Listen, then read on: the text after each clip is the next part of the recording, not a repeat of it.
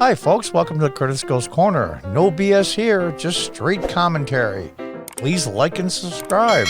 And as always, thank you for your support.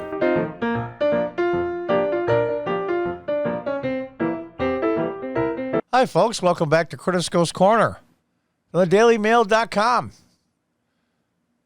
This is concerning President Biden's speech last night. Nice headline, though. Biden's flight of fancy. President wrongly claims that COVID-19 cost more lives than World War I, II, Vietnam, and 9/11 combined. I love U.S. history. I'm not a World War II or World War I person. I know roughly 550 maybe in World War II, I'm guessing. That's just by itself. This guy's an idiot. Well, they say, well, John, come on, don't be so tough. He didn't write this speech, but he should have proofread it at least. He went over it a number of times, probably 20 to make sure he didn't screw up, and misled the public on timelines of Trump's response to the virus and number of vaccine doses. Let's read the article. President Biden addressed the nation Thursday night and made some claims that weren't entirely true. Is not telling the whole truth the same as lying? Yeah, sometimes. In his speech, Biden claimed that COVID-19 has taken more American lives than World War I, II, Vietnam, and 9/11 combined. According to the CDC, 527,000 Americans died so far from coronavirus, a number that is less than the 580 lost during the events mentioned by Biden. All right, so it's close. But that was a ridiculous thing to say, nonetheless. I was just guessing. Throughout the 24-minute address, Biden touted his administration's vaccine rollout and made misleading claims of the timeliness of Trump's response to the virus and the number of vaccines the former president administration ordered. Number of deaths per day. You can stop the chart there if you want, according to the CDC. Oh, that's a lot of people. Biden claim of a high death rate was among the biggest blunder in the speech. And then it mentions the numbers for each war, Vietnam, 9/11. If Biden had been specific, American casualties in all four events, then this math would have been correct. Yeah, it was close, but it was a stupid thing to say without checking the math because they don't care if it's accurate. The president went on to tout the number of vaccinated Americans. While it is true that no other country has vaccinated as many people as the U.S., some other countries have vaccinated more of their total population. The U.S. has vaccinated 95 million people, or about 19% of the population. While some other countries like Israel, Chile, and UK have vaccinated more people per capita. Okay, that's fine. 2 months ago, this country didn't have nearly enough vaccine supply to vaccinate all or anywhere near all for the American public. But soon we will, Biden claimed. This is not entirely true. And by the end of 2020, the Trump administration had ordered at least 800 million doses that were expected for delivery by July 2021, the government accounting office reported. According to the CDC, about 62.4% of people over 65 have received one dose, with just 32% fully vaccinated. And I'm 64. So I just fall under the category. I'm going to wait a little bit, though, on mine, I think.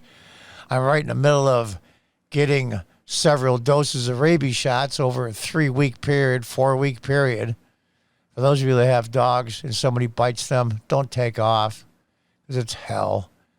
Oh, the needles are like this long, and it's tough. When I took office 50 days ago, only 8% of Americans, after months, only 8% of those over 65 had gotten their first vaccination. Today, that number is 65%.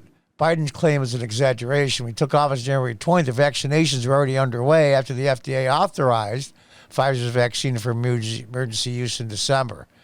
Yeah, see, if you remember, the vaccine was announced right after Election Day just to screw over President Trump. And he even said, yeah, thanks a lot for the announcement. When he took office, the vaccine had only been available for 1 month. Yeah, it was at the beginning stages. All the groundwork was set up by the Trump administration. You can say, well, Donald Trump didn't do it. No, but his people did. A year ago, we were hit with a virus that was met with silence and spread unchecked denial for days, weeks, then months. While Trump did downplay the seriousness of the pandemic for months, by this time last year, Trump addressed the nation and acknowledged the threat. Yeah, we're in the middle of March. If you recall, when he wanted to do a ban on certain travel in January and February and early March, Nancy Pelosi went to Chinatown in San Francisco, her district, and said, listen, Donald Trump's a racist. Everybody come on down to Chinatown for the celebrations. So you know what? These guys can bite me. The address was on March 12th at the time Trump announced new travel restrictions for Europe. I set a goal that many of you said was kind of over the top.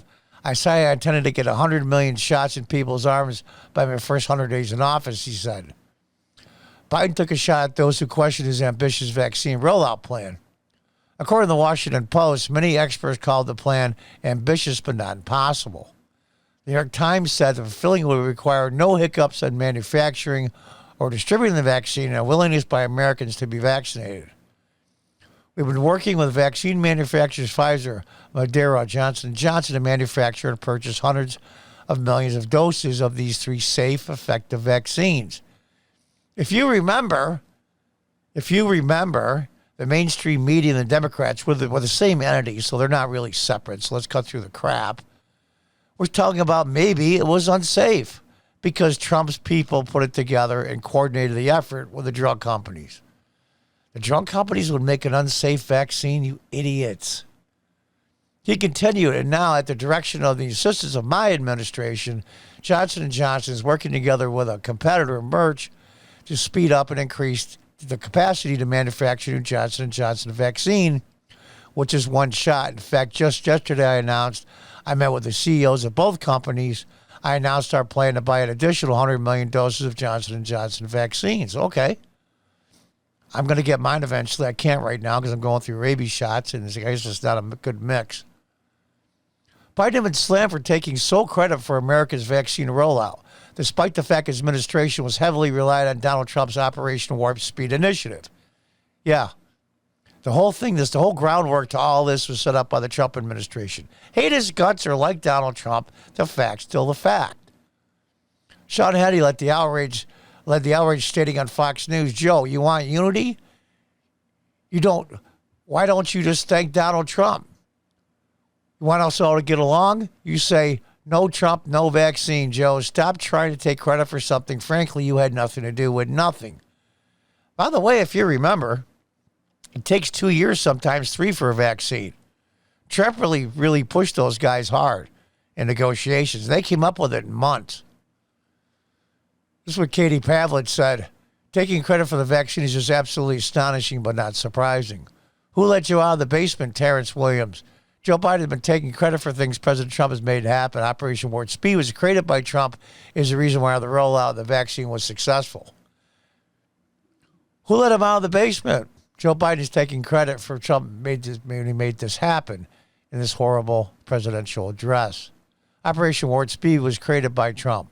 The Trump administration established Operation Warp Speed last April to facilitate and accelerate, the development, manufacturing, and distribution of COVID vaccines. Yeah, I've been having trouble pronouncing and concentrating since all these rabies shots I'm getting. Boy, it's tough stuff. Anyway, the private-public partnership has been lauded by people on both sides of the aisle in recent days. Even mainstream media outlets ABC, the New York Times have credited Trump with continuing the success of the vaccine. Both publications have criticized Biden for failing to truthfully acknowledge that fact. Here's the deal. We're talking about unity here, Mr. President. I'll tell you an interesting story for those of you old enough to remember. When Ronald Reagan was sworn in the first time, President Carter sat with his wife in the audience during the swearing in. Ronald Reagan, President Reagan, turned to one of his aides and said, if the Iranian hostages leave Iranian airspace, I don't care if it's in the middle of my speech, you will stop me and inform me, and I will bring President Carter up with me, and we will both announce that the hostages have left Iranian airspace. He says, nobody holds an American president hostage. That was a class act. That was a show of unity. Where's your unity now, President Biden? But of course, you're not really the president, are you? That was written for you, and you probably glanced over it 2 or 3 times so you wouldn't fumble. Unity, they don't care about unity. They're going to ramp through their agenda, and they don't give a good damn about 48% of the country. This is a formula for disaster. Disaster. You know, everybody talks about Donald Trump being classless and untactful and blah, blah, blah. President Biden could have very easily said, with the beginning of the setup of Operation Warp Speed, which expedited the vaccine, now we're picking up the ball from President Trump and we're distributing it, and he would have got credit as well as President Trump, but he couldn't do that. So these guys are partisan hacks. And I'll be perfectly frank, my opinion, I think Barack Obama in a similar situation would have mentioned Trump in this situation. I believe that to be true. And he's about as much a partisan hack as there is, and even he would have mentioned it. Why? Because he writes and proofreads his speeches. This guy doesn't. And until next time, folks, goodbye and good luck.